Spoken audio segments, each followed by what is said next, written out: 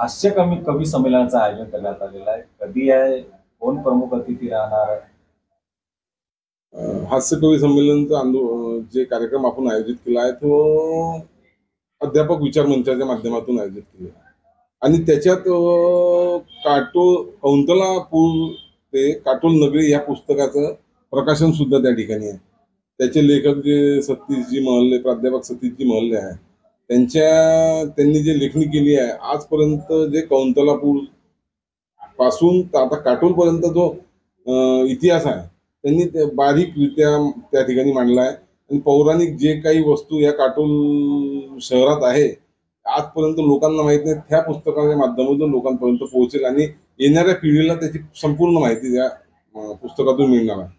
Main उद्देश आमचा जो पुस्तक प्रकाशनचा आहे. आणि त्याचसोबत आम्ही हास्यकवी संमेलन आयोजित केलं. प्रमुख आकर्षण दोन जे टीव्हीत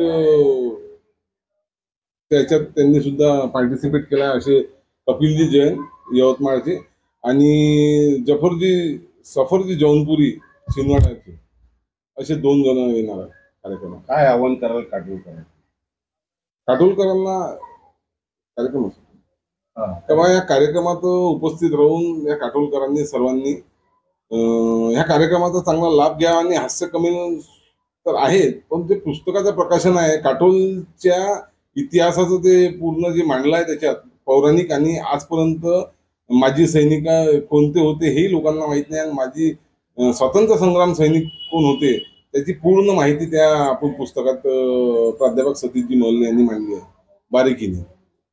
तर या काटोलच्या जनतेला मी एकच आवाहन करेन की या कार्यक्रमात जास्तीत जास्त उपस्थित राहून या कार्यक्रमाचा लाभ घ्यावा अशी विनंती.